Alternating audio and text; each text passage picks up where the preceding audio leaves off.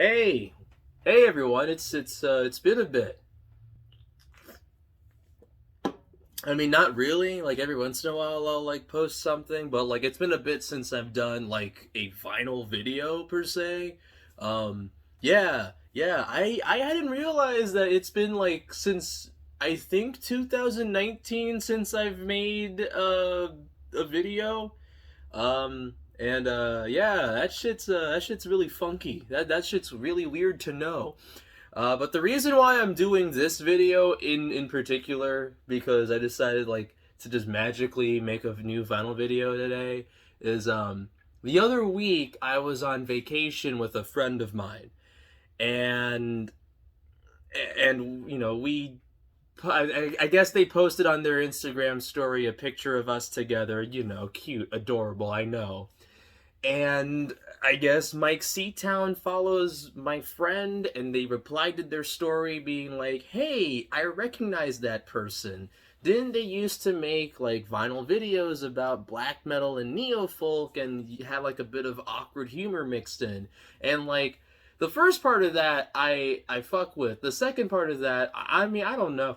I don't know if I'm like still known as the awkward humor person. I'm just not a I don't know. I don't know about that. I feel insulted about that.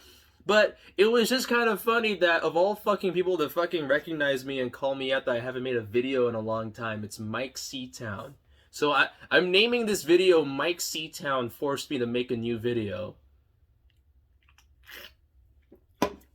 Anyway, now that we got that weird backstory out of the way, let me show you some records I haven't actually talked about. I've actually gotten a lot of fucking shit in the span of like 2 to 3 years. The pandemic has been very helpful for me in terms of having a lot of money to not spend on other things except for vinyl records. So here's a selection of things that I guess I'd be down to just talk about because I don't have time to talk about every goddamn thing in my collection.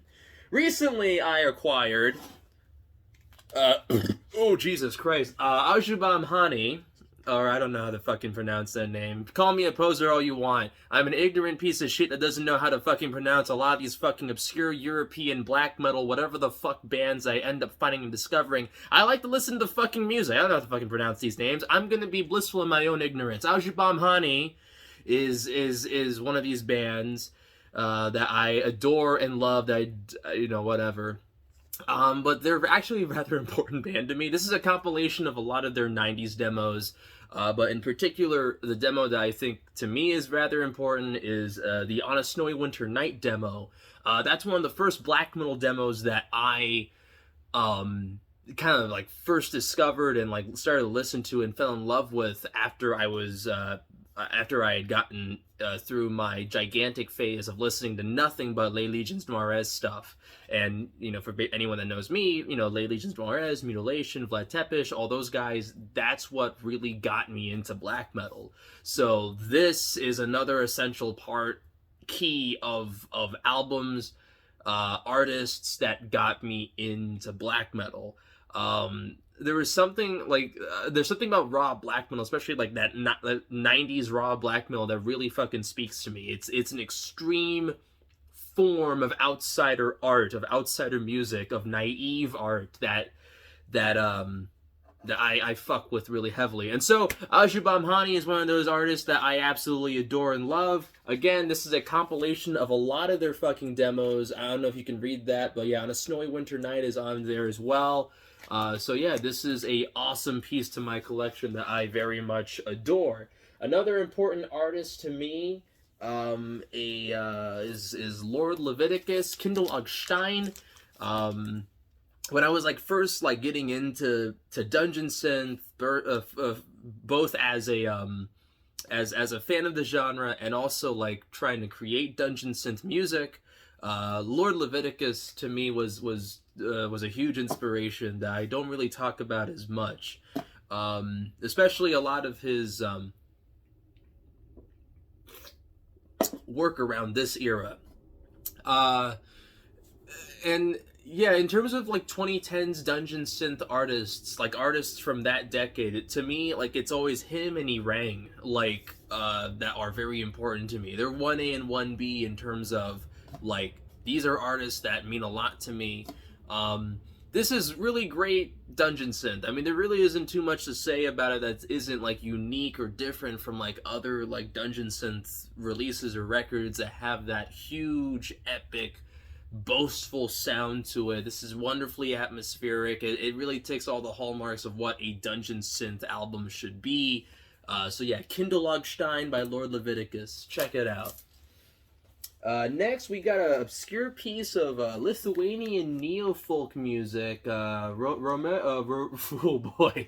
You know how I was talking about, like, random fucking European bands I still can't fucking pronounce? Romowe Rikoito? But no, this is a great piece of, like, 90s neo-folk music, underrated group. They also have, like, another group that released an album called, I believe the artist... or the album is called Eirikura, Eirikura, and it's a beautiful piece of neo-folk. It's members of this band, as well as a couple of other Eastern European, like, dark folk, neo-folk groups.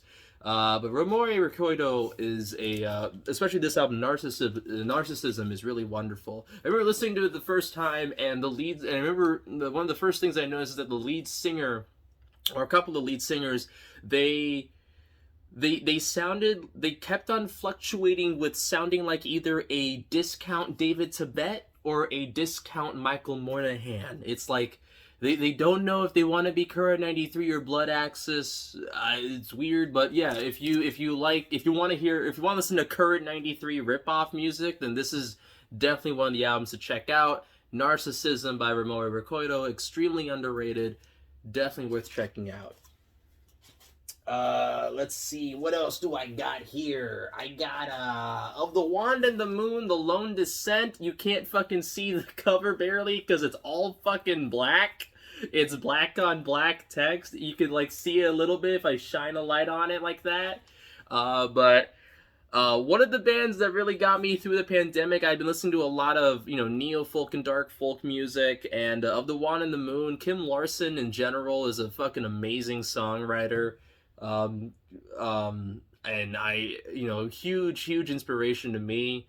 And if I really had to pick an album to say it's like, hey, this is my favorite album of the 2010s, of the past decade, this is number one.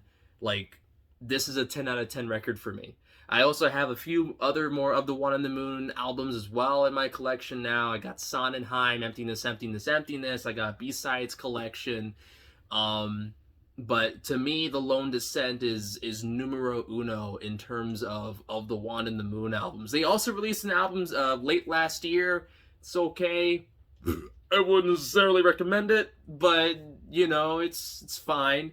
But this, to me, is a wonderful hallmark neo-folk album. It's great. Check it out. Of the Wand and the Moon, The Lone Descent. Wonderful piece of neoclassical dark wave, kind of one of those cold meat industry bands, but I think they were like gone from this label at that point. Inner Pale Sun by Arcana. Arcana is a wonderful neoclassical dark wave act, definitely more on the classical side as opposed to the dark wave side. If you enjoy shit like Dead Can Dance, especially the album's fucking blanking out on me right now. The one with the fucking spooky French cemetery up for the album cover, whatever the fuck. If you enjoy like 80s Dead Can Dance shit where it's more neoclassical as opposed to dark wave shit, then yeah, you'll enjoy Arcana. Arcana is very, very wonderful, extremely epic, atmospheric music. Highly recommend it. Another neo-folk group that I've been checking out, well, that got me through the pandemic as well, is Soul Invictus. Now, Soul Invictus can be a bit wishy-washy. Tony Wakeford is, not the best vocalist in the world. He sounds like a fucking constipated old guy. And it's, like, weirdly juxtaposed in a lot of these, like, wonderful, like, instrumentations and compositions. Like, you have like guys like Eric Roger from Gaybolg and Matt Sieben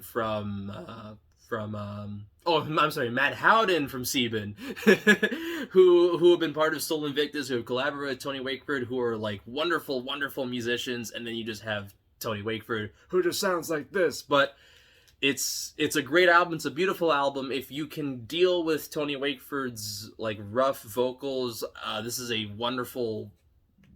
I kind of want to say pastoral. I don't know if that's really a good word to describe it, but it is a beautiful folk album that I do recommend checking out. Oh, I didn't even fucking say the name. Soul Invictus in a Garden Green. A lot of like 90s Soul Invictus, all the way up to like the early 2000s. I would say all the way up to Thrones. Is a really wonderful place to check Soul Invictus.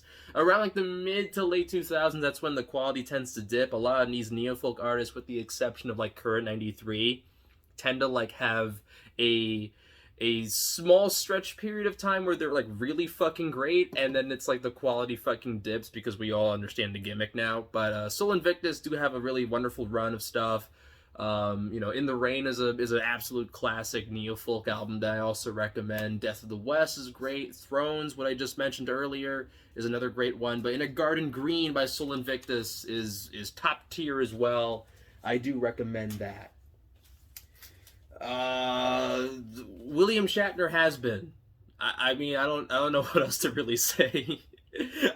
I really enjoy this album as much of a gimmicky album as this is. It's another fucking spoken word piece, William Shatner album, but a lot of it is like heavily carried by Ben Folds, who does the majority of the instrumentation and the songwriting. It's a William Shatner spoken word album, but I have a strange soft spot for it. As gimmicky and quirky as it is, I do find myself enjoying this album.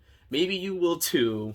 Has Been by William Shatner. Again, a lot of this album is really carried by the collaboration of William Shatner and Ben Folds, and it's a wonderfully delightful pop album, I'd say. A cult classic piece in 90s black metal, Rebirth of the Middle Ages by Godkiller. This is amazing. This is a fucking amazing album. If you fucking love just straight out the fucking gate black metal, fucking good old fucking synths and shit, fucking hard, raw fucking black metal, this is the fucking shit right here. Personally, for me, I've always kind of had a soft spot for the EP previous to this album, Warlord. I always enjoyed that more so than anything else. But this is the classic that everyone fucking loves. This is a great fucking LP. If you fucking like that fucking medieval black metal shit, then, how the fuck do you not know who fucking Godkiller is? You gotta fucking check him out. It's fucking Godkiller. Let's see, I'm just gonna go through these super quick. I realize I'm doing 13 minutes right here. Telstar Ponies, Voices from the New Music. This is one of those, like, really fucking cool, like, 90s post-rock bands that didn't call themselves post-rock, but were just, like, labeled post-rock afterwards, because they're just one of those, like, really cool fucking 90s experimental whatever the fuck bands. It's like psychedelic rock, a little bit shoegazy, a little bit slowcore shit. The lead singer of this band is the writer and author of the book England's Hidden Reverse, which is like the little like biography book about Current 93 and Nurse with Wound and Coil. But besides that, this is a really fucking sick album. If you enjoy that sort of like first wave, second wave era of post rock, then you might enjoy this as well. Extremely underrated band. Highly fucking check them out. In terms of like a fucking song, I might fucking put in as a little link in the description. Brewery of Eggshells is really fucking great. That's a song more on the folky side. That's a song more in the line of like, oh yeah, of course this guy wrote about Current 93. No fucking shit. Speaking of Current 93, I should even start off with this record in the first place, actually. I happen to have the new Current 93 record, If a City. And if you want to hear my loser's quick review on this fucking album, it's good. It's great. It's beautiful. It's amazing. Like, unfortunately it's not out on streaming. anywhere right now. I think they're like waiting for like all the vinyl orders to come out, so I'm happy that I have this right now. Oh, excuse me. This is a fucking amazing album. Once again, David Tibet, iconic, legendary, queen shit right here. Mwah! Love you, Davey. Yeah, no, this is a beautiful record, and whenever it actually comes out on streaming, if you don't want to buy it physically, you need to check this fucking album out. Or if you really want to just fucking get it, I mean, I'm sure there's like copies available on House of Mythology. I know they have like a US site too. So, yeah, go and grab this fucking record if you like Current 93 and neofolk and ambient shit. Let's see, the Dicecast by Menace Ruine, amazing drone metal release. This is a fucking classic in terms of drone metal albums. It kind of bums me out there that there's not a lot of like medieval drone metal out there. Like it kind of saddens me. This album kind of like stands by itself as its own, or rather, Menace Ruine themselves stand out as their own unique thing, because there really isn't a lot of like, you know, drone metal albums with this type of atmosphere or elegance to it. It's amazing, and again, it kind of bums me out that not a lot of fucking drone metal bands are sound like this, or any band that fucking sounds like this. But the Dicecast is a wonderful piece. Like I said, medieval drone metal music, which is much needed in this world. Another classic piece of neo-folk music, Flowers from Exile by Rome. It's what hasn't been said about this record. It's just beautiful neo-folk music. Rome nowadays, I mean, I don't know what the fuck Jerome Ruder is like doing. He's like sometime around, like, I would say like the early 2010s, he went from being left to right, and then now he's like releasing really shitty music. He has been for a decade now, in my opinion. And then oh my god. Oh wait, and he's getting sued right now by Sublime with Rome, which is really fucking funny too. But anyway, enough about the lowlights. Flowers from Exile by Rome is a wonderful classic piece of folk music, and I'm sick of saying neo-folk over and over again. Anyway, Here's Stormkeep, the newest Stormkeep album. If any fucking black metal album starts off with the opening line, "A wizard," then you fucking know it's gonna be great. Wonderful piece of medieval fantasy, atmospheric, whatever the fuck, black metal. In terms of like recent, newer black metal, this is the fucking hot shit that you gotta get hip to. I'm 17 minutes into this video, that's a lot. Mutilation, Sorrow Galaxies, I don't have this one in my collection yet, which is weird. Mutilation is again, a very important band to me, as I said earlier in this video. Wonderful, like, raw fucking black metal band. Lay Legions Nares shit, you know, all blah blah blah blah blah blah blah blah. I'm talking too fast. I don't want to rush myself. But yo, Sorrow Galaxies is, I think, their last album. Maynock hasn't put anything out since then. In the Mutilation name, I mean. By that, I'm sure he's released a bunch of shit since 2007 or so. Which I think is what the release of this album was. But yeah, Mutilation is a wonderful raw black metal band that, again, means a lot to me, because these guys got me into black metal to begin with. The Lay Legions Nares, Black Legion stuff is what got me into black metal and dark ambient music to begin with. Like I described earlier in this video, it's an extreme form of naive art or outsider art to me. That's how I like to listen. That's how I look at a lot of these like raw black metal bands, or a lot of these black metal bands to begin with. So Mutilation, Sorrow Galaxies, really hit, really cool. I got both of the Team Dresch records, because I've been listening to Team Dresch a lot, because I'm a sad punk queer girl, I guess. I don't fucking know. No, these are both wonderful pieces of like 90s queercore punk rock shit. I mean, I don't know what else is there to say about Team Dresch besides that. So yeah, I happen to have those. I'm happy to have that.